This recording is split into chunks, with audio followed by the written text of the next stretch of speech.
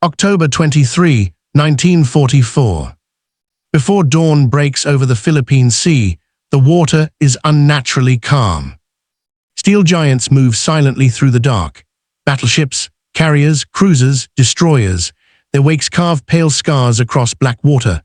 Above them, clouds hang low, heavy with rain and oil smoke yet to come. Below decks, men wait in narrow passageways, gripping helmets, checking watches, listening to the hum of engines vibrating through steel hulls. They do not yet know that they are entering the largest naval battle in human history. Somewhere beyond the horizon, the Imperial Japanese Navy is already in motion. Its plan is desperate, calculated, risking everything it has left. Multiple fleets are converging from different directions, threading through narrow straits and open seas, aiming not for enemy warships, but for the vulnerable invasion forces anchored at Leyte. For the United States Navy, this moment is the culmination of years of island fighting, carrier duels, and relentless advance across the Pacific. For Japan, it is a final gamble to stop that advance or die trying. As the first American submarines slip into attack position, the stillness begins to fracture, and with it, the fate of the Pacific War begins to tilt. The calm of the sea cannot last, because what follows will draw the entire war toward one vast, unavoidable collision. By the autumn of 1944, the Pacific War had entered a phase of irreversible momentum. 3 years earlier, Japan had struck across the Pacific with speed and surprise, crippling Allied naval power at Pearl Harbor and seizing vast territories from Southeast Asia to the Central Pacific. That early dominance was built on carrier aviation, highly trained naval air crews, and a doctrine that prized decisive fleet engagements. For a time, it worked. The Imperial Japanese Navy ruled the seas from Singapore to the Solomons. But by late 1944, that world no longer existed. The United States had transformed its industrial power into floating steel. American shipyards launched carriers faster than Japan could replace trained pilots. New Essex-class carriers, Independence-class light carriers, and modern fast battleships poured into the Pacific. Radar, coordinated airstrikes, and increasingly experienced crews shifted the balance. Where Japan struggled to replace losses, the U.S. Navy absorbed them and advanced. The turning point had come in stages. Midway in June 1942 shattered Japan's carrier-striking force. Guadalcanal bled both sides, but Japan lost veteran airmen it could never fully replace. By 1943 and early 1944, American forces began pushing westward with a strategy of selective assault, bypassing strongholds, cutting supply lines, and isolating Japanese garrisons. It was methodical, relentless. By the summer of 1944, the Marianas had fallen. Saipan, Tinian, and Guam placed American bombers within range of the Japanese home islands. More importantly, the Battle of the Philippine Sea in June 1944 destroyed what remained of Japan's carrier aviation. Hundreds of aircraft were lost. Skilled pilots vanished with them. The Japanese carriers still floated, but they were largely hollow shells. For Japan's naval leadership, the situation was dire. Fuel shortages crippled training and limited operations. Ships remained in port to conserve oil. The once feared combined fleet now waited, conserving strength for one final opportunity to strike a decisive blow. That opportunity, they believed, would come when the Americans attempted to retake the Philippines. The Philippines were not just another island chain. They were the geographic and strategic hinge of the Pacific. For the United States, the islands offered a direct route toward Japan, severing Japanese lines of communication to oil-rich Southeast Asia. For General Douglas MacArthur, they carried personal and political weight. After being forced to leave in 1942, he had promised, publicly and repeatedly, "I shall return." By 1944, that promise had become policy. For Japan, losing the Philippines meant isolation. The sea lanes carrying oil from Borneo and the Dutch East Indies would be cut. Without fuel, the fleet would be immobilized. Without the fleet, Japan's ability to resist invasion would collapse. Both sides understood what was at stake. As American forces advanced across the Central Pacific, debate raged among Allied commanders over where to strike next. Some favored bypassing the Philippines entirely, pushing instead toward Formosa or the Ryukyu Islands. But MacArthur argued relentlessly that abandoning the Philippines would be both a strategic mistake and a moral betrayal. The islands were American territory before the war. Millions of Filipinos remained under Japanese occupation. In September 1944, the decision was made. American forces would return to the Philippines, landing first on the island of Leyte. For Japan, this was the moment they had been waiting for. The Imperial Japanese Navy began assembling a plan unlike any it had attempted before. It was complex, risk-heavy, and brutally honest about Japan's dwindling resources. Rather than seeking victory through carrier air power, the plan would use carriers as decoys, bait to draw American fast carrier forces away, while battleships and cruisers pushed through narrow straits to attack the vulnerable invasion fleet directly. It was a plan born not of confidence, but of necessity. As American invasion convoys began gathering east of the Philippines, Japanese fleets quietly slipped from anchorages in Brunei, Lingga, and the Inland Sea. Their courses would take them through dangerous waters, under constant threat of submarine and air attack, but there would be no turning back. Because once the Americans landed on Leyte, the last chance to alter the course of the war would begin to slip away. And that understanding, shared by admirals on both sides, set the stage for everything that followed. The island of Leyte lay at the heart of the central Philippines, bordered by narrow seas and funnel-shaped straits that would shape the battle to come. To the east stretched the Philippine Sea. To the west, the confined waters of the Sibuyan Sea. To the south, the Surigao Strait, long, narrow, and deadly for ships forced to pass through in formation. These were not open oceans suited for maneuver. They were choke points. And in 1944, choke points meant opportunity and catastrophe in equal measure. On October 20, 1944, American forces came ashore on Leyte. Thousands of troops poured onto the beaches under the cover of naval gunfire and carrier aircraft. Landing craft crisscrossed the surf. Smoke drifted inland as artillery and bombs softened Japanese defenses. Offshore, the 7th Fleet, an enormous collection of escort carriers, older battleships, cruisers, destroyers, and amphibious ships, anchored to support the invasion. Further east, Admiral William F. Halsey's 3rd Fleet, built around fast carriers and modern battleships, roamed the open sea as a mobile striking force. Together, they formed the largest naval concentration the Pacific had ever seen. But this immense power was divided by role and doctrine. The 7th Fleet, under Vice Admiral Thomas C. Kinkaid, was tasked with direct support of the landings. It was slower, built around escort carriers and older ships. The 3rd Fleet, under Halsey, was aggressive and independent, focused on destroying enemy naval forces before they could reach the beaches. Between them lay coordination and potential confusion. The Japanese plan, known as Shō-Gō I, was built around exploiting that division. Admiral Toyoda Somu, commander of the combined fleet, knew Japan could not defeat the U.S. Navy in a conventional battle. Instead, he authorized a multi-pronged operation that would stretch American command and control to its limits. 4 separate Japanese forces would converge on Leyte Gulf from different directions. From the north, Admiral Ozawa Jisaburo would sail with Japan's remaining carriers. These ships carried few aircraft and even fewer trained pilots. Their purpose was not to win an air battle, but to lure Halsey's 3rd Fleet away from Leyte. From the west, 2 powerful surface forces would advance. Admiral Kurita Takeo's center force, the strongest of them all, included the super battleships Yamato and Musashi, heavy cruisers and destroyers. They would push through the Sibuyan Sea and San Bernardino Strait, aiming directly at the invasion anchorage. From the south, 2 smaller forces under Admirals Nishimura Shoji and Shima Kiyohide would attempt to force their way through Surigao Strait, attacking from below. If everything worked, if the decoy succeeded, if the surface forces slipped through the straits, if American coordination faltered, Japanese battleships would reach Leyte Gulf and devastate the invasion fleet. Transports packed with soldiers, supply ships, landing craft, the soft underbelly of the operation.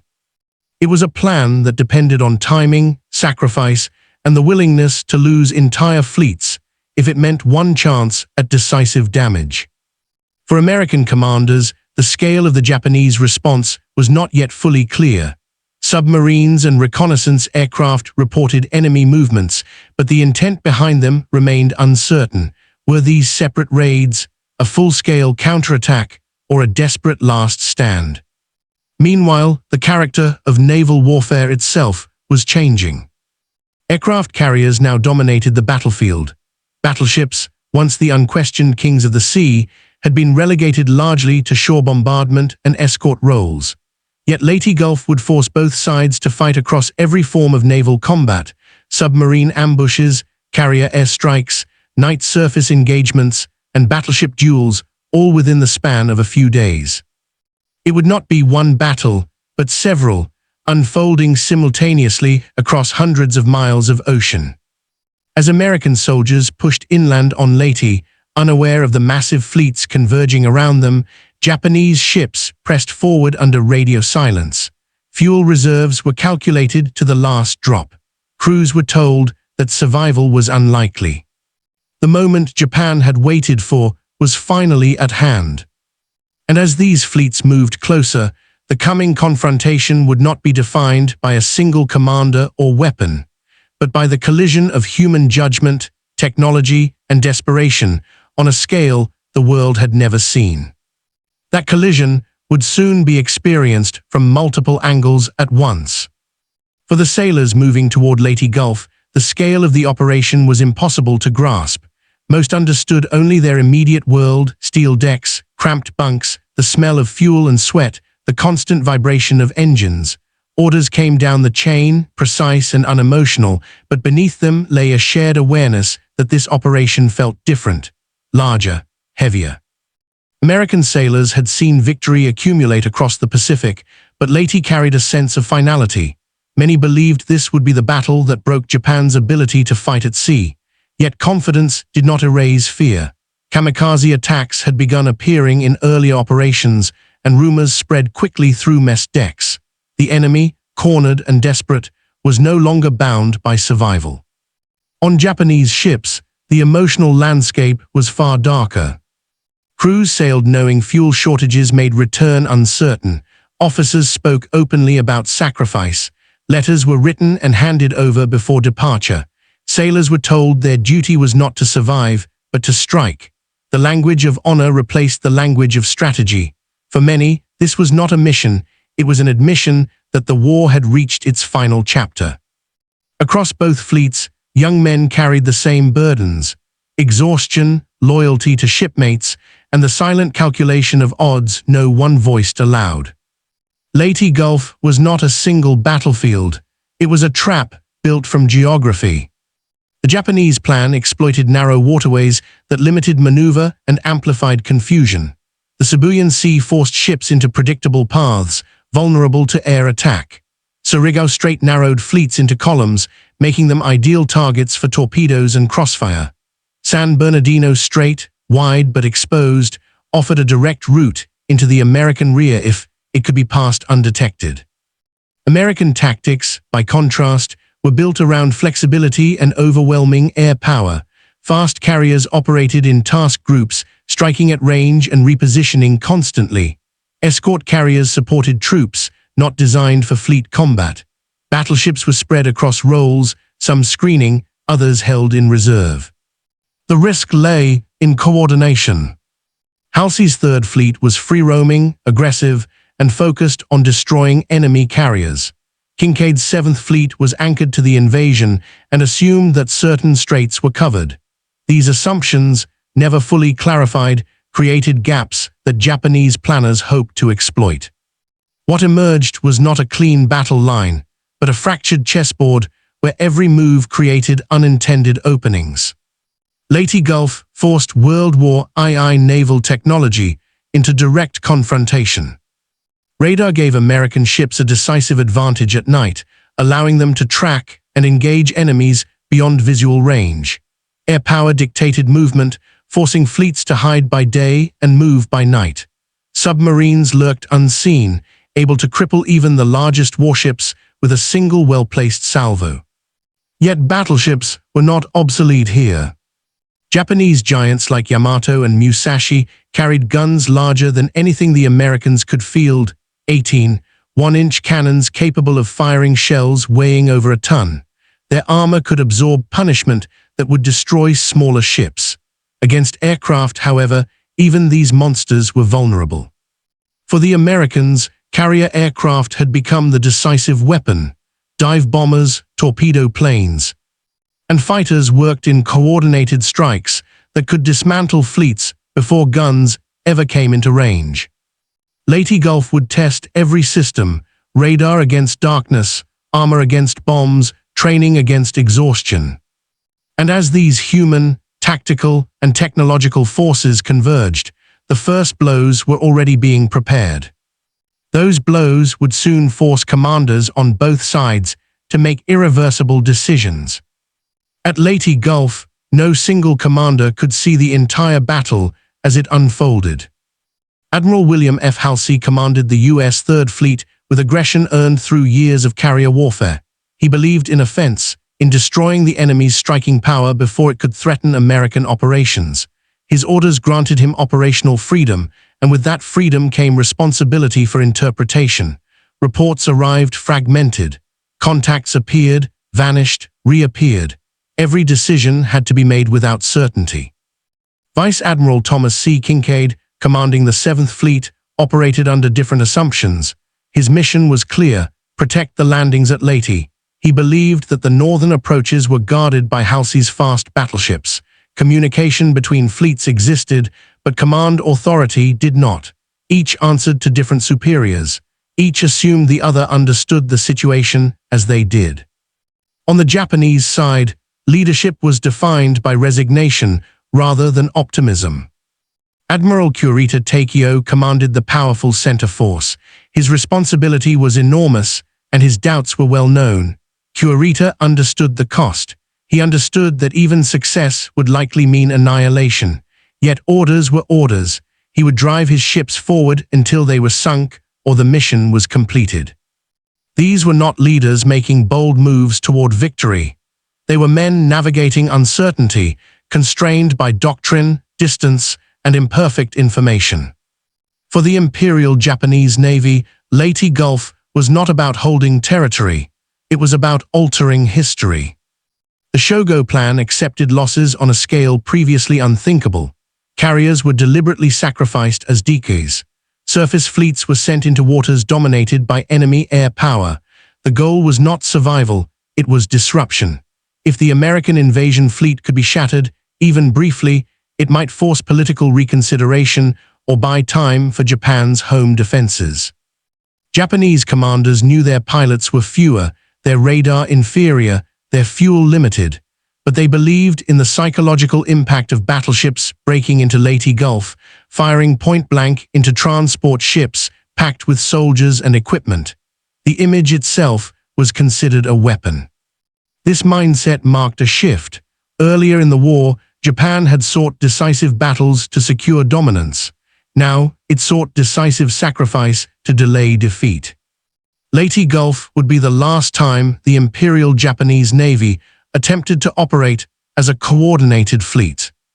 Behind every fleet movement lay human cost. Thousands of sailors would never see land again. Fires burned below decks where escape was impossible. Oil-covered waters became death traps. Rescue was often impossible under fire. Survivors clung to wreckage for hours or days. Kamikaze attacks, emerging with increasing frequency, blurred the line between combat and self-destruction. American sailors watched aircraft deliberately aim for their decks, carrying not just bombs, but intent. It changed how the enemy was perceived and how the war was felt. For Japanese crews, moral weight carried a different form. Survival was not expected. Orders emphasized duty to the emperor over life itself. The choice between retreat and death was often made before contact with the enemy. Leyte Gulf was not only a clash of fleets. It was a collision of values shaped by desperation, loyalty, and exhaustion. And as these leadership decisions, enemy calculations, and moral costs pressed together, the first decisive movements were already underway. The stage was set. The fleets were committed. What followed would no longer be shaped by planning, but by action. The first blows of the Battle of Leyte Gulf were struck beneath the surface of the sea. On the morning of October 23, 1944, as Admiral Kurita's center force moved eastward through the Palawan Passage, American submarines lay in wait. USS Data and USS Dace, operating in coordinated patrol, detected the Japanese column in the early hours. In the dim light, the silhouettes were unmistakable: heavy cruisers, destroyers, and at the center, the mass of battleships advancing in disciplined formation. At 05:24, torpedoes ran true. The heavy cruiser Shō-Gō, Kurita's flagship, was struck repeatedly. Within minutes, she capsized and sank. Kurita himself was forced into the water before being rescued. Nearby, the cruiser Maya was also hit and went down rapidly. A third cruiser, Takao, was crippled and forced to withdraw. The battle had not yet fully begun, and already Japan had lost critical strength. For Kurita, the psychological impact was immediate. He had lost his flagship before ever firing a shot at the enemy. Command had to be re-established aboard Yamato. The pace of advance slowed, but the mission continued. Turning back now would render every sacrifice meaningless. As Kurita pressed forward, American carrier aircraft soon found him. On October 24, waves of U.S. aircraft descended upon the center force in the Cebuyan Sea. Dive bombers and torpedo planes attacked repeatedly, forcing Japanese ships to maneuver under relentless pressure. Anti-aircraft fire filled the sky. Smoke covered the sea. Near misses rocked hulls. Hits accumulated. The primary target became Musashi, one of the largest battleships ever built. Over the course of the day, she absorbed an extraordinary number of hits, bombs smashing through decks, torpedoes tearing open her sides. Each strike reduced her speed and stability. Her crew fought flooding with discipline and courage, but by late afternoon, the damage was beyond recovery. At approximately 19:30, Musashi rolled over and sank, taking more than 1,000 men with her. For the Americans, the sinking seemed decisive. Reports suggested that Kurita's force had been turned back. Aircraft crews believed they had broken the Japanese advance. Halsey's Third Fleet, meanwhile, detected a different threat to the north. Admiral Ozawa's decoy carriers had been sighted. These carriers, Zuikaku, Zuiho, Chitos, and Chiyoda, represented the last remnants of Japan's carrier force. Though nearly empty of aircraft, their presence triggered Halsey's deepest instincts. This was the enemy he had spent the war hunting. Destroying them would eliminate Japan's remaining carrier threat once and for all. Late on October 24, Halsey made his decision. He would take the Third Fleet north to engage Ozawa. In doing so, he took with him the fast battleships and carriers capable of guarding the San Bernardino Strait. The passage lay open. Kurita, battered but unbroken, reversed course once more, then turned east again under cover of darkness. He would push through the strait in the early hours of October 25, slipping past American defenses that believed him defeated. South of Leyte, another drama was unfolding. Japanese forces under Admirals Nishimura and Shima advanced into Surigao Strait, unaware that an American trap had been set. Old battleships, survivors of Pearl Harbor, waited in line-ahead formation, their radar trained on the narrow channel. Destroyers and PT boats launched torpedo attacks in the darkness, fragmenting the Japanese approach. This was the last battleship versus battleship engagement in history. As Japanese ships emerged into the strait, American guns opened fire with devastating precision. Crossfire engulfed the attackers. Within hours, Nishimura's force was annihilated. Shima's units turned back, shattered. Yet even as one Japanese force was destroyed, Kurita's center force was already moving toward an unexpected confrontation. At dawn on October 25, off the coast of Samar, American sailors aboard small escort carriers and destroyers would look to the horizon and see battleships where none were supposed to be. And in that moment, the battle would take a turn no plan had anticipated. Just after sunrise, on October 25, 1944, the sea off Samar revealed a sight that defied expectation. From the decks of American escort carriers, slow, lightly armored ships designed to support ground troops, lookouts spotted towering silhouettes on the horizon, pagoda masts, heavy gun turrets, battleships and cruisers advancing at speed. These were not decoys. This was Kurita's center force, emerging from San Bernardino Strait exactly where it was never supposed to be. Task Unit 7743, known as Taffy 3, stood directly in its path. Taffy 3 consisted of 6 escort carriers, 3 destroyers, and 4 destroyer escorts. Their aircraft were armed for ground support, not fleet combat. Their ships lacked armor, speed, and heavy guns. Against them came Yamato, Nagato, Kongo, Haruna, and a screen of cruisers and destroyers. The imbalance was overwhelming. Yet retreat was not an option. The invasion fleet lay behind them. If Kurita broke through, transports and supply ships would be annihilated. As Japanese shells began falling among the escort carriers, American commanders reacted instantly. Destroyers charged forward, laying smoke and launching torpedoes against vastly superior ships. Aircraft took off with whatever ordnance they had: depth charges, machine guns, even empty racks, making repeated attack runs to confuse and harass the enemy. The destroyer USS Johnston led one of the most audacious attacks of the war. Under heavy fire, she closed the range, launching torpedoes that struck Japanese cruisers and forced evasive maneuvers. She was hit repeatedly, her speed reduced, her guns silenced one by one, but she kept fighting. Other ships followed. USS Hull, USS Samuel B. Roberts, and others pressed attacks that no doctrine would have recommended. Their goal was not victory, it was delay. Above them, pilots returned again and again, attacking Japanese ships to give the impression of overwhelming air power. Smoke, splashes, and confusion filled the sea. Japanese gunners struggled to identify targets.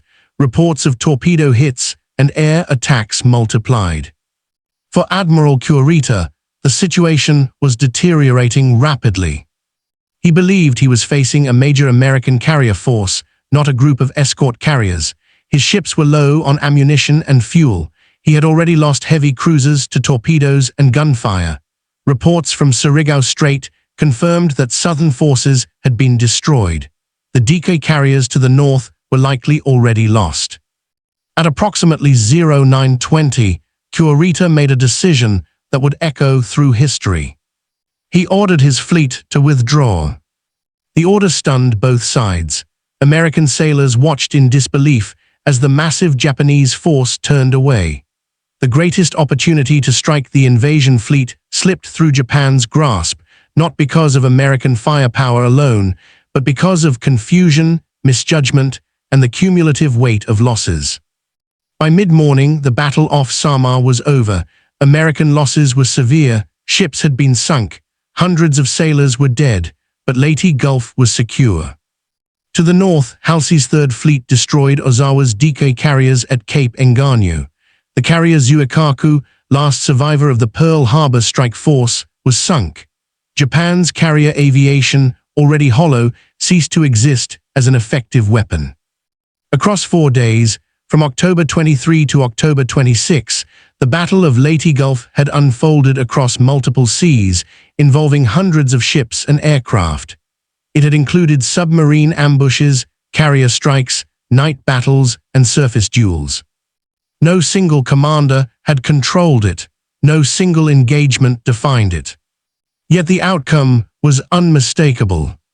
The Imperial Japanese Navy had been broken as a fighting force. As the smoke cleared and survivors were rescued where possible, the full scale of the destruction began to settle in. But the consequences of Leyte Gulf extended far beyond sunken ships and casualty lists. They reshaped the war itself. By late October 1944, the Battle of Leyte Gulf had left the Pacific Ocean littered with the remnants of ships, burned-out hulks, and scattered survivors. The immediate material losses were staggering. Japan had lost 4 aircraft carriers, 3 heavy cruisers, 1 light cruiser, and multiple destroyers. The once mighty battleship Musashi and several other capital ships were sunk or severely damaged. The Imperial Japanese Navy's carrier aviation, already weakened at the Philippine Sea, ceased to exist as a decisive strike force. On the American side, escort carriers, destroyers, and destroyer escorts bore the brunt of casualties at Samar. USS Johnston, USS Hull, and USS Samuel B. Roberts were lost, along with over 1,500 American sailors, many to the unforgiving sea. Ships that survived were scarred by shellfire, torpedoes, and kamikaze attacks. Beyond ships and sailors, the strategic picture had shifted irrevocably. The Japanese fleet could no longer operate freely in the Central Pacific. Fuel shortages, aircraft losses, and the psychological impact of repeated defeats forced the Imperial Navy to retreat into defensive postures. The Philippines, once a potential launch point for counterattacks, now lay firmly in Allied hands. American forces could consolidate their foothold on Leyte and plan further operations in the archipelago with significantly reduced risk from large-scale naval interference.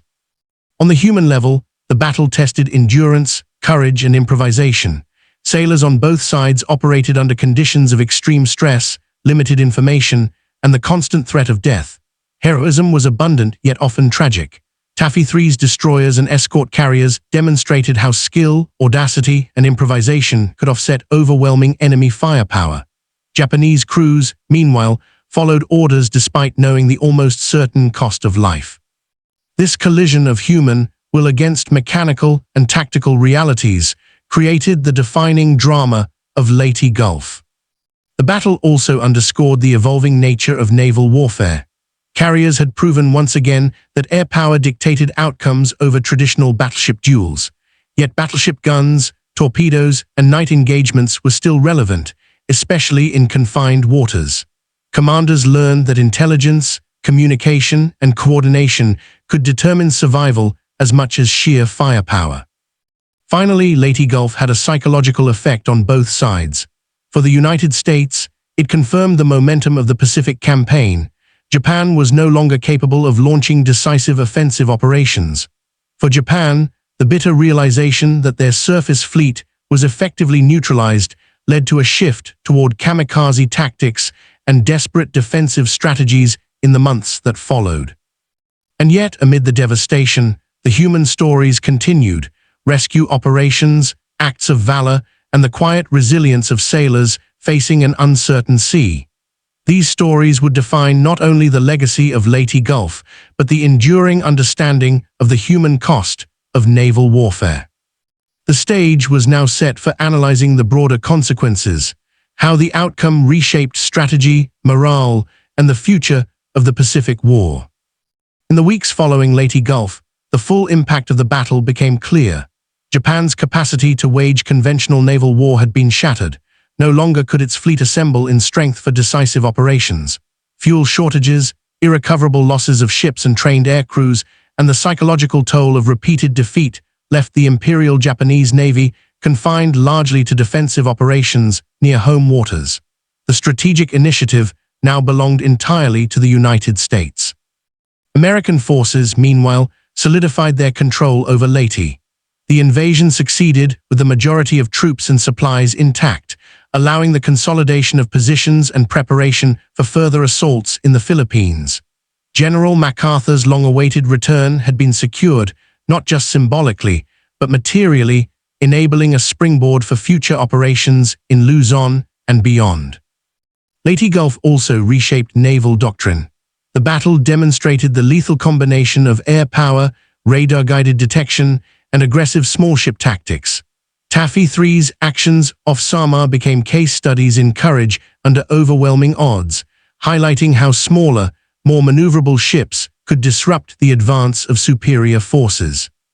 Conversely, the Japanese misjudgment of American reactions underscored the dangers of complex multi-pronged operations under conditions of limited information and diminishing resources. The psychological consequences were profound. American sailors gained confidence in their ability to withstand numerically superior forces, reinforcing morale across the Pacific theater. For Japan, the realization that its fleet could no longer threaten Allied operations fueled increasingly desperate measures, including an accelerated reliance on kamikaze tactics during subsequent campaigns.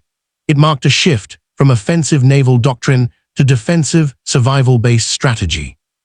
Casualty and destruction figures provide a stark measure of the battle's scale. Estimates suggest Japan lost more than 10,000 sailors killed, along with hundreds of aircraft destroyed. American fatalities numbered around 3,000, with additional wounded and missing. Entire classes of Japanese ships were eliminated, and many more were damaged beyond repair. The battle was, in every sense, the largest naval engagement in history, not merely by numbers of vessels engaged, but by the breadth of tactical, human, and technological factors in play simultaneously. Beyond statistics, Leyte Gulf left an enduring legacy in naval strategy. It confirmed the ascendancy of carrier-based aviation, validated radar and intelligence integration, and highlighted the decisive role of initiative, courage, and adaptability. Yet it also illuminated the catastrophic consequences when logistics, fuel, and training could no longer support ambitious operational plans. As the fleets withdrew and survivors regrouped, the Pacific War itself had shifted irreversibly. Japan's capacity for large-scale naval resistance was destroyed. American forces could advance with fewer threats from open-sea engagements, focusing instead on air operations and island-by-island ground campaigns. The stage was set for the final year of the Pacific conflict, with battles on Iwo Jima, Okinawa, and the eventual approach toward the Japanese home islands. And through it all, the men who survived Leyte Gulf carried the memory of those days, the smoke, the chaos, the courage, and the immense scale of the clash, into the next chapter of the war. With the battle concluded, and its immediate consequences accounted for, the reflection on what Leyte Gulf meant for history, warfare, and humanity now comes into focus. The Battle of Leyte Gulf stands as more than a record of ships sunk, sailors lost, or fleets shattered. It is a testament to the intersection of human courage, technological evolution, and the unforgiving logic of war.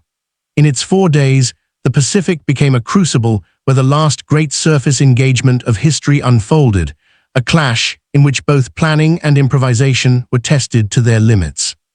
For the United States, Leyte Gulf confirmed the dominance of carrier-based naval power. Battleships, once the unquestioned arbiters of sea control, had proven vulnerable in the face of coordinated air strikes, radar-directed targeting, and agile tactics. Yet the battle also revealed the enduring value of courage, initiative, and adaptability, qualities exemplified by the men of Taffy III, who stood against overwhelming odds to protect the invasion fleet. Their actions demonstrated that technology alone does not determine victory. Human decision-making and resolve remain decisive in moments of crisis. For Japan, the battle was the final, desperate attempt to regain control of a war slipping irrevocably from their grasp. Shō-Gō I was a plan rooted in risk and necessity, reflecting a navy aware that survival might already be impossible. The failure of that plan, and the loss of so much of Japan's remaining fleet, underscored a harsh reality. Once a force loses the ability to project power decisively, its strategic options collapse, leaving it reliant on defense, attrition, and increasingly extreme measures. Leyte Gulf also offers a broader reflection on warfare and history. It illustrates how geography, logistics, and morale converge with technology and leadership to shape outcomes on a scale that transcends individual heroism or era. It shows the human dimension of conflict, the fear, the sacrifice, and the moral weight borne by those caught in events larger than themselves. And it reminds us that history is defined not only by victories and losses, but by the choices made in moments of uncertainty, by the courage displayed under pressure, and by the irreversible consequences those choices carry. In the calm after the storm, as the survivors of Leyte Gulf returned to port, the scale of the battle became clear. The largest naval clash in human history had ended, but its lessons endured, etched in strategy manuals, remembered in memorials, and preserved in the stories of men who faced the immense power of war on the vast, indifferent ocean. Leyte Gulf remains a defining moment of World War II, a collision of steel, courage, and human will that reshaped the Pacific and ultimately the course of history.